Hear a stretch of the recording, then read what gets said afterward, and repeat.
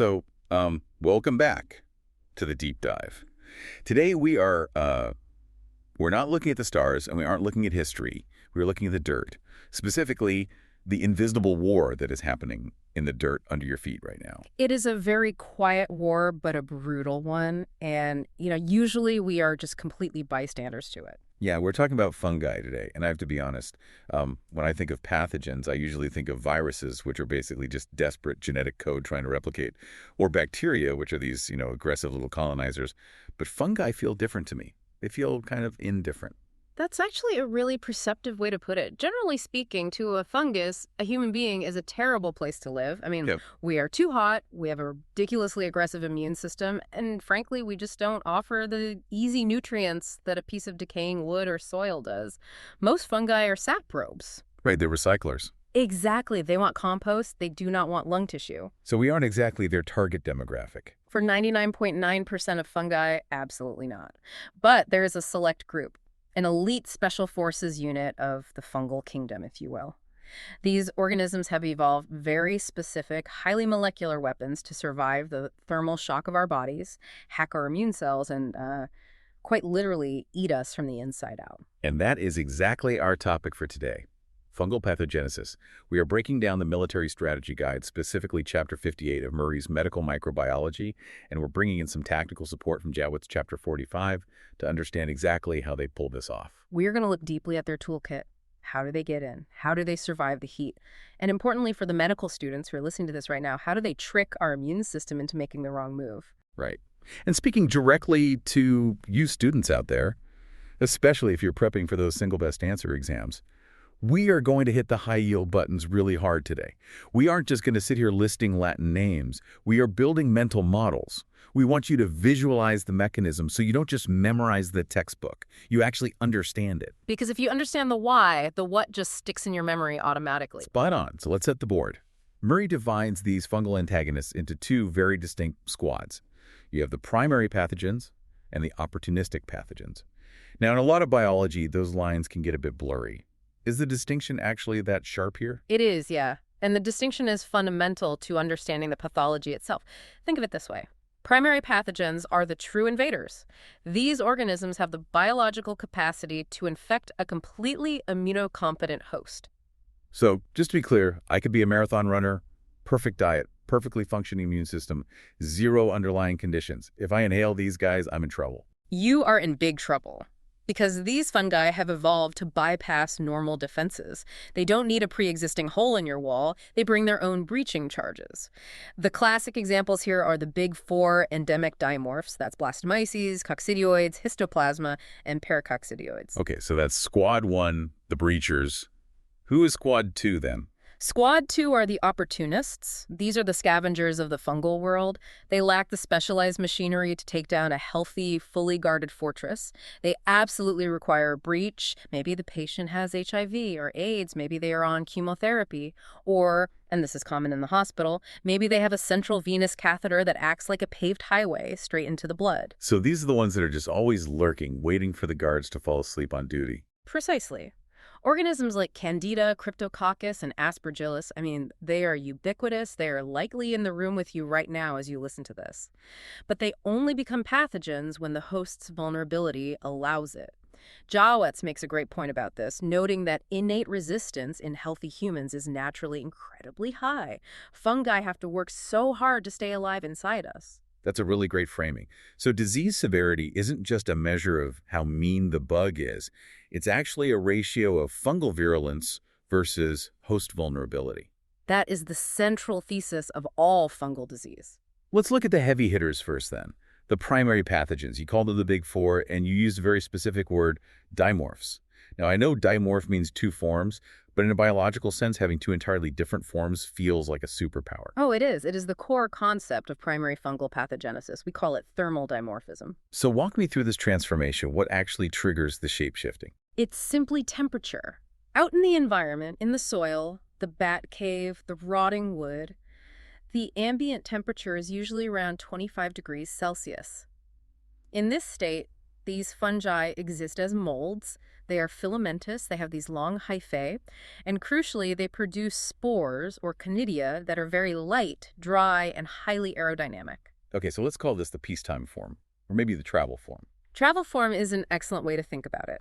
Murray actually describes the mold form as the vehicle for infection. The conidia are small enough to completely bypass the hairs in your nose, bypass the mucociliary escalator in your throat, and land deep, deep in the alveoli of your lungs. So I inhale the vehicle, it lands in my lung. But suddenly the temperature isn't 25 degrees anymore, it's 37 degrees. And that thermal shock is everything. It flips a massive genetic switch inside the fungus. It triggers a complete reprogramming. It literally sheds the mold form and transforms into a yeast, or, in one specific case we'll discuss in a minute, a spherule. And if the mold is the vehicle, The yeast is the battle armor, exactly. The yeast form is adapted specifically to survive the hostile environment inside the human body. It's often thicker-walled, it replicates completely differently, and most importantly, it expresses a totally different set of surface proteins designed to fight back against the host immune system. this is the part that kind of blows my mind. If you took that environmental mold form and bypassed the lungs, just injected it directly into human tissue, what happens? It dies. The immune system wipes it out almost instantly. Without that thermal trigger and the transformation to yeast, these fungi are totally virulent. They must shapeshift to survive.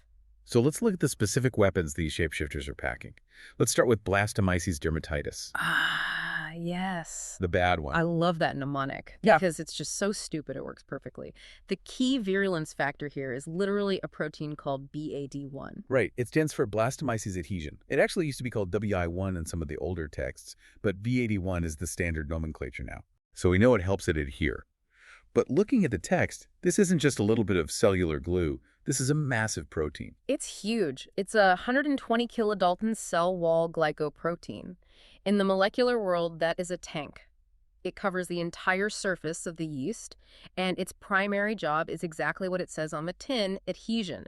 It acts like a molecular grappling hook, binding tightly to receptors on the surface of macrophages in the lung.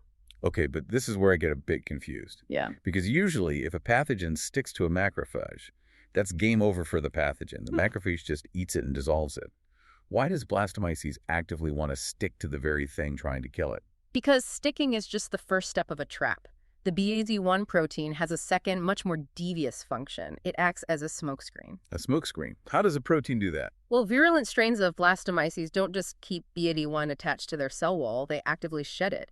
They release copious, overwhelming amounts of this soluble BAD1 protein into the surrounding tissue. They completely flood the zone. So the immune system is just swimming in this stuff. Exactly.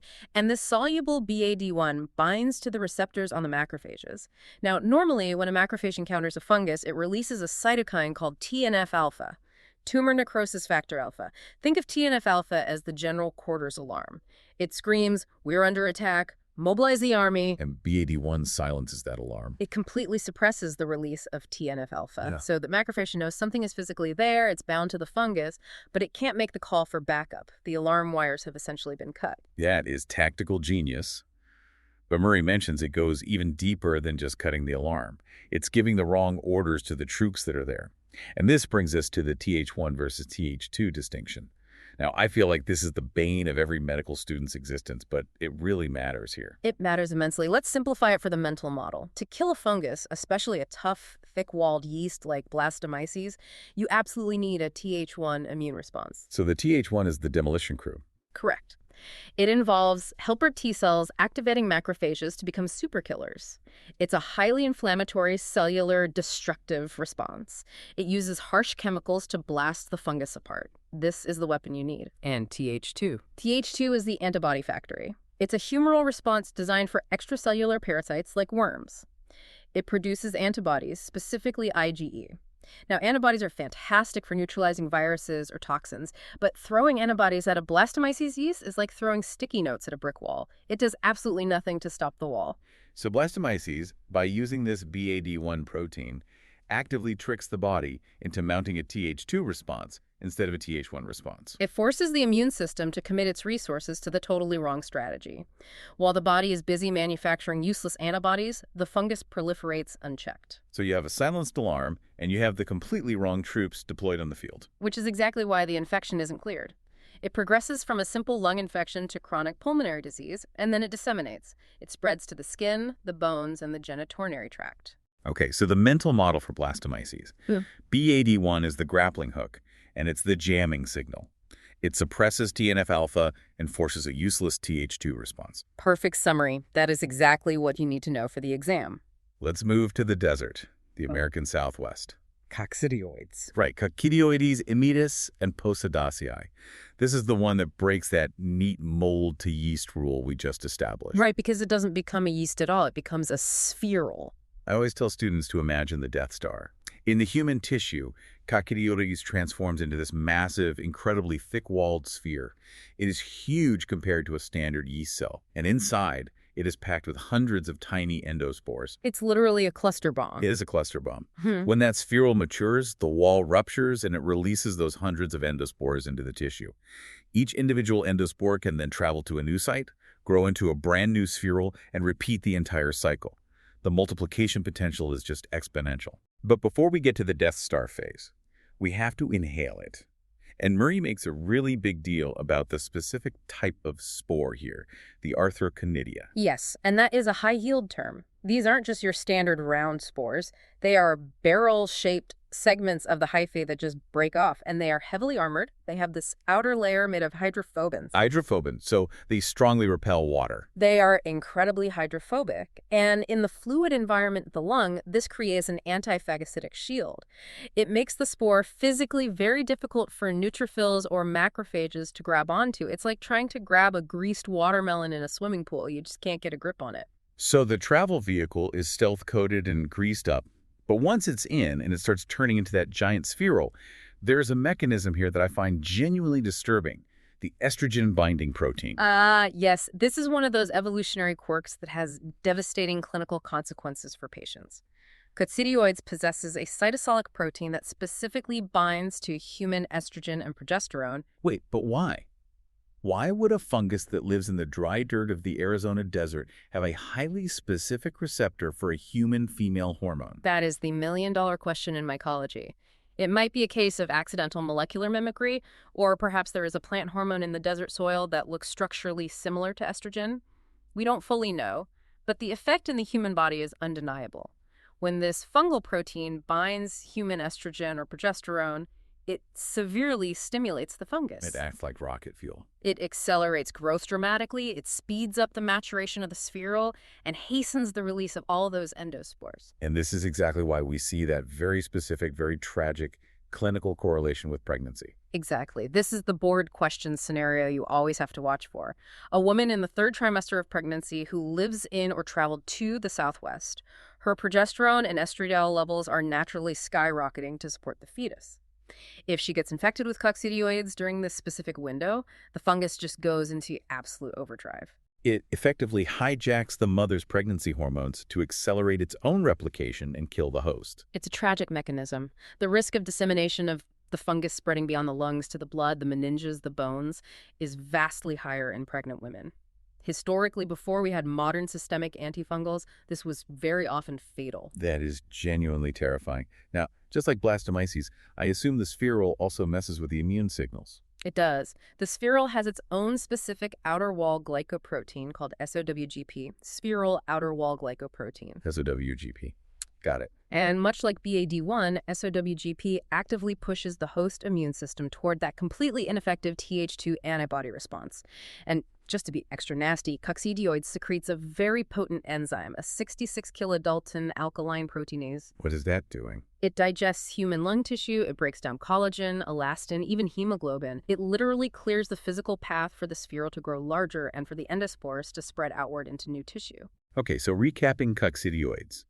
Stealth-coated arthroconidia for entry, Death Star spherals packed with endospores, SOWGP pushing Th2, and it uses pregnancy hormones as a literal growth accelerant. An incredibly dangerous organism. Let's look at the third one then, Histoplasma capsulatum. The Trojan horse. Because this one has a totally different strategy. The other two, blastomyces and coccidioids, seem to be trying to avoid being eaten, or they manipulate the eater from the outside.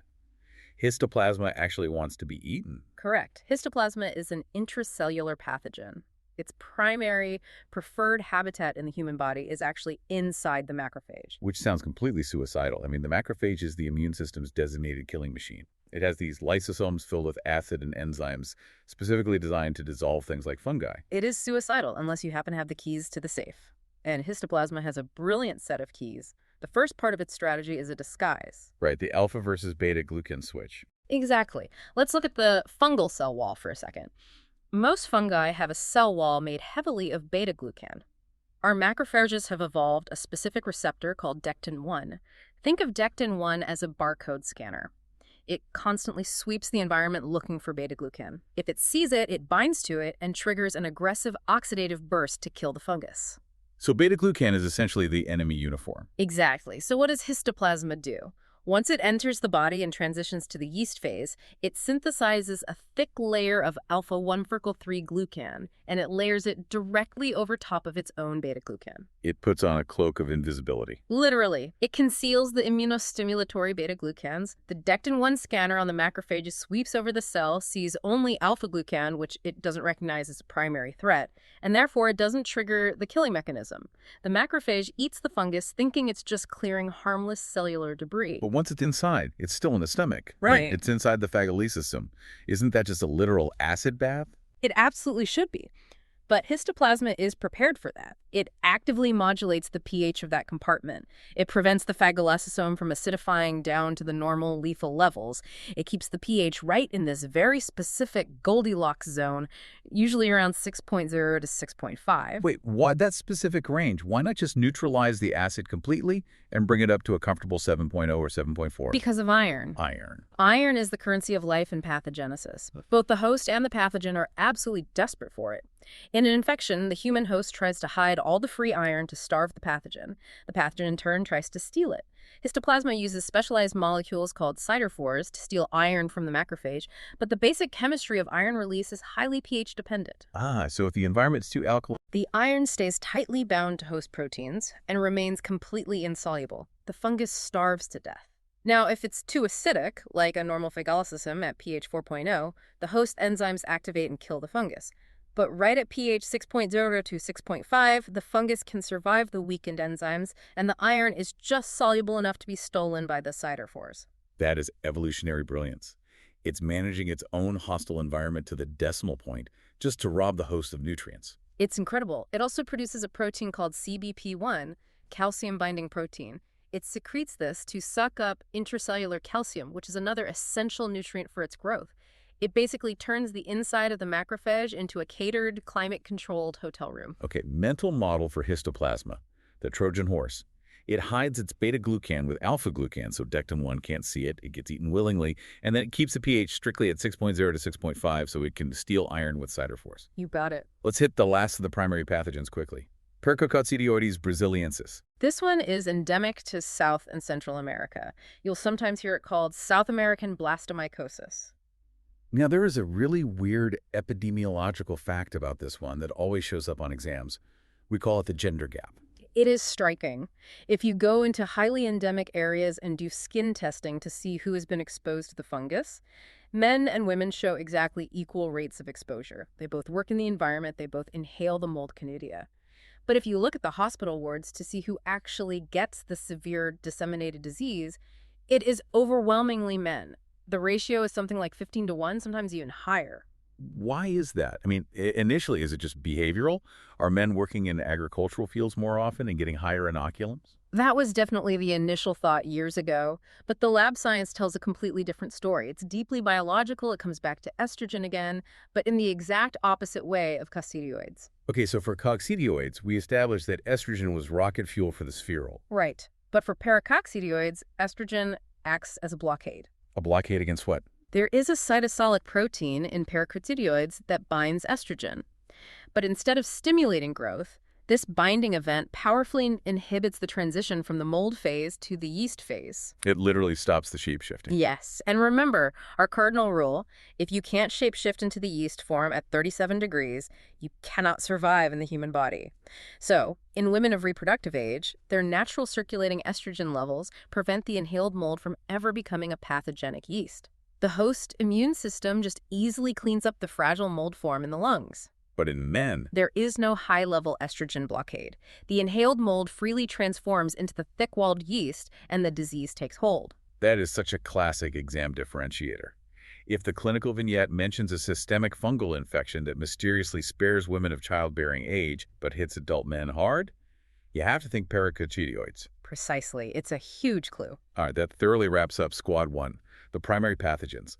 They are proactive, they have the specific molecular tools to break into a healthy host. Now let's pivot to Squad 2, the opportunists. The scavengers, Candida, Cryptococcus, and Aspergillus. Let's start with the traitor, the one that actually lives with us day in and day out, Candida albicans. Right, Candida is a commensal organism. It is a normal part of your human microbiome. It's sitting in your GI tract, it's on your skin, it's in the female reproductive tract. Most of the time, it's a perfectly good neighbor. Until it isn't. Right, until the wall crumbles. This transition is usually due to broad-spectrum antibiotics wiping out the normal bacterial flora that usually compete with it for food, or it's due to immune suppression. When Candida senses an opening, a vulnerability, it invades. And it has a toolkit that is surprisingly heavy for a so-called scavenger.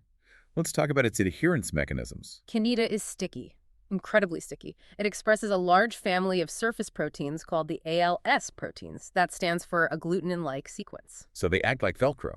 Think of it as a highly adaptable molecular Velcro. These ALS proteins allow Candida to bind tightly to human epithelial cells, to endothelial cells lining blood vessels, and crucially to abiotic surfaces. Abiotic. So you mean like plastics and metals? Exactly. Intravenous catheters, prosthetic heart valves, artificial joints. Candida is notorious for forming dense biofilms on these medical devices, which makes the infection incredibly hard to treat because antifungals can't penetrate the biofilm well. Now, here's where Candida kind of flips the script on dimorphism. We said the primary pathogens go from mold to yeast to attack us. Candida often does the exact reverse. It normally lives comfortably as a budding yeast in your gut. But when it wants to turn pathogenic and invade deep tissue, it shoots out this long structure called a germ tube, and it becomes a hypha. It becomes mold-like. Why? What does the hypha do that the little round yeast cell can't? Penetration. The long hyphae act like spears. They physically push into and between the host tissue cells. And they have this amazing, almost creepy sensory ability called thigmotropism. Thigmo means touch, right? Yes, it is literally a sense of touch. If you grow Candida in a lab on a glass slide that has microscopic ridges etched into it, the hyphae will actively align themselves to grow along those ridges. They follow the physical path of least resistance. So inside the human body, they are essentially feeling around for the cracks in our defenses. Exactly. They feel for the microscopic grooves and junctions between our epithelial cells. If they find a tiny gap, they dive right in. It allows them to navigate deep down into the tissue planes and eventually break into the bloodstream. It's just deeply creepy. It's feeling its way through your organs. Yeah. And as it digs, it's using chemical weapons to clear the way too, right? Oh, heavily. It secretes these enzymes called SAPs, secreted aspartyl proteinases. These enzymes rapidly digest host tissue proteins, and they even degrade immune antibodies that try to attach to the fungus. And it also secretes phospholipesis, Which dissolve cell membranes. right, it basically melts the host tissue as it physically pushes through it. And finally, Murray mentions that Candida is a master of disguise through something called phenotypic switching. Is this the quick change act? It is. Candida can rapidly switch the expression of its surface genes on and off. It constantly changes its coat.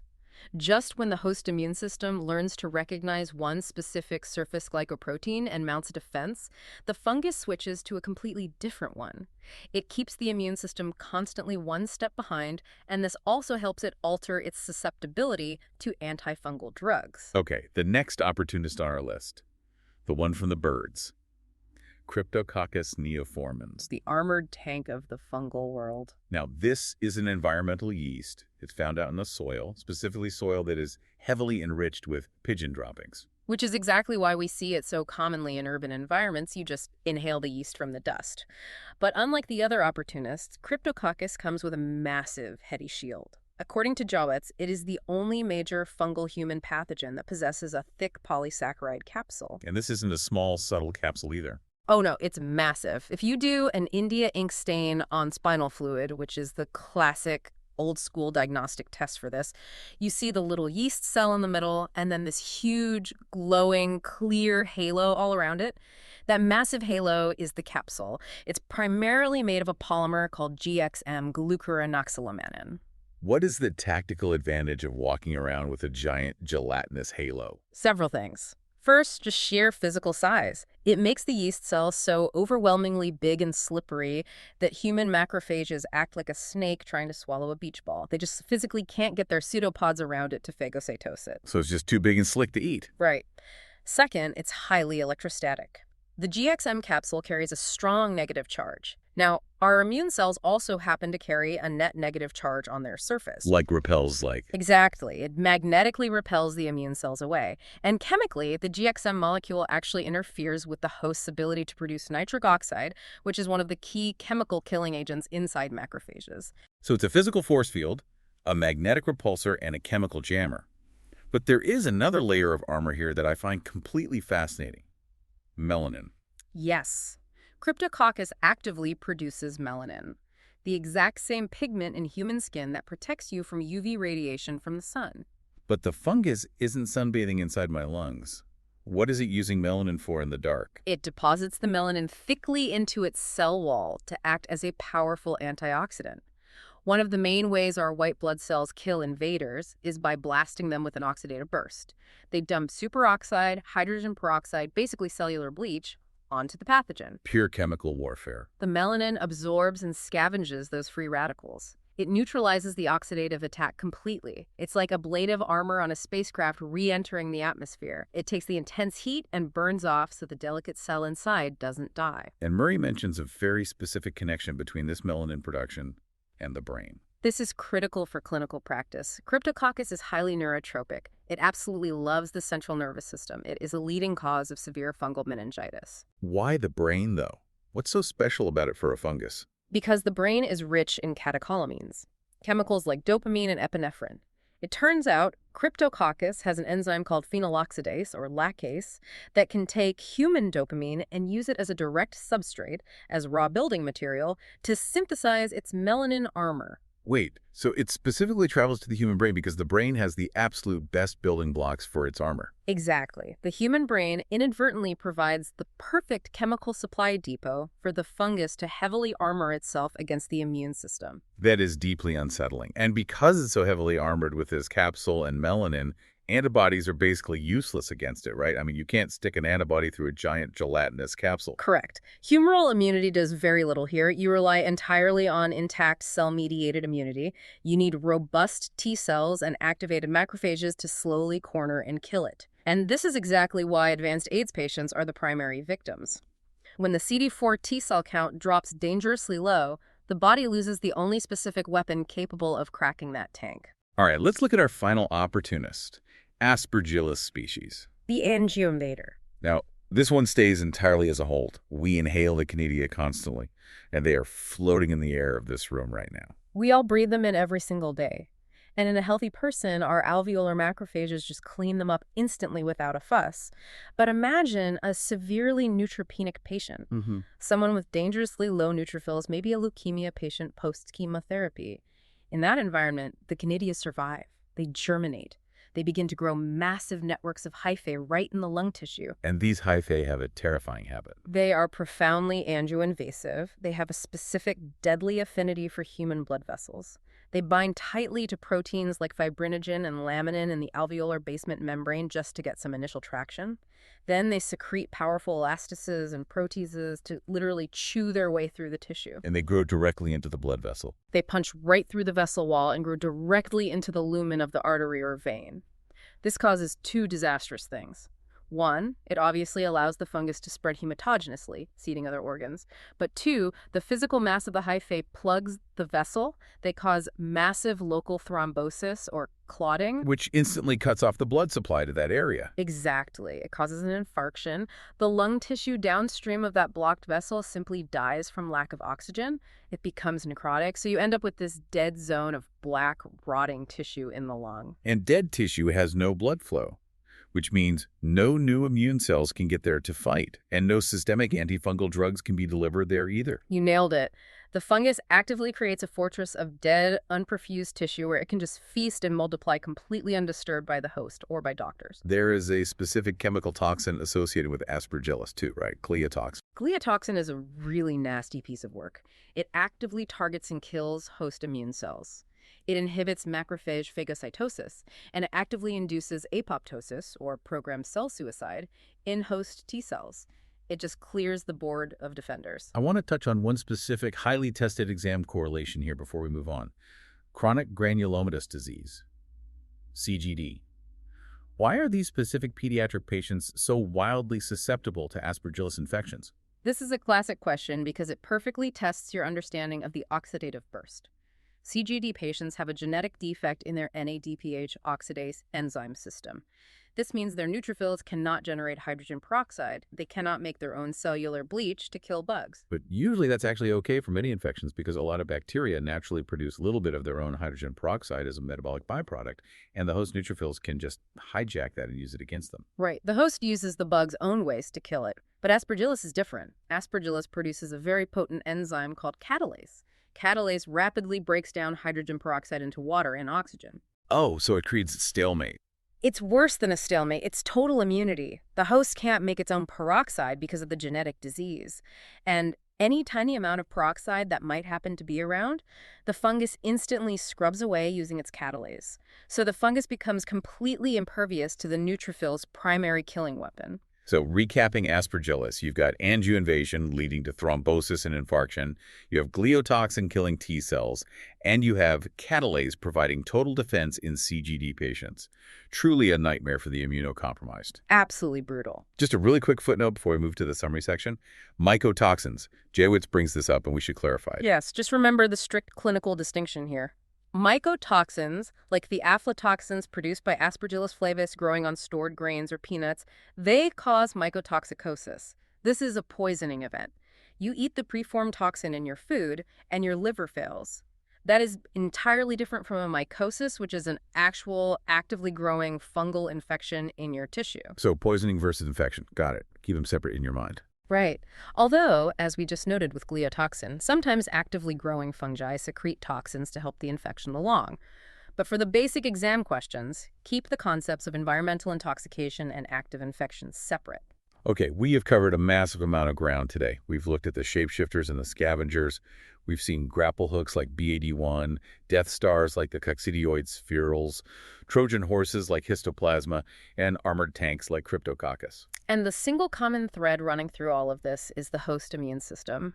Every single one of these fungal mechanisms is a very specific evolutionary answer to a specific human immune defense. It's a molecular chess match. Let's see if our listeners were paying close attention to the moves on the board. It's time for our rapid recall. Single best answer style. Let's do it. All right, I'm going to read a clinical scenario or a pathogenic mechanism. I'll pause for a second. You shout the answer at your dashboard or your phone. Then the expert will reveal the truth. Ready? Let's go. Question 1. A fungus survives inside host macrophages by actively modulating the phagally system pH to specifically 6.0 to 6.5. This pH allows it to acquire vital iron using cytophores. It also conceals its surface beta-glucans under a thick layer of alpha-glucans to avoid dectin-1. Which organism is this? That is Histoplasma capsulatum. Remember the Trojan horse, the intracellular lifestyle, and that specific Goldilocks pH for iron theft. You can review this in the histoplasma section of Murray, chapter 58. Question 2. A pregnant woman in her third trimester develops a severe disseminated fungal infection. The pathogen possesses a cytosolic estrogen-binding protein that strongly stimulates fungal growth and endospore release when hormone levels are high. What is the pathogen? Coccidioides immitis, or Posadaceae. Remember, estrogen is absolute rocket fuel for coccidioid spherules, and strictly contrast this with paracoccidioids, where estrogen actually inhibits the dimorphic transition. Review the coccidioids section in Murray. Question 3. Which specific virulence factor of blastomyces dermatitis mediates strong adhesion to macrophages, and when it is shed into the environment, actively suppresses the release of the inflammatory cytokine TNF-alpha? That would be BAD1, formerly known as WI1. Think blastomyces adhesion. It's the grappling hook and the smoke screen that forces the body into a useless Th2 response. Check the blastomyces section in Murray. Question 4.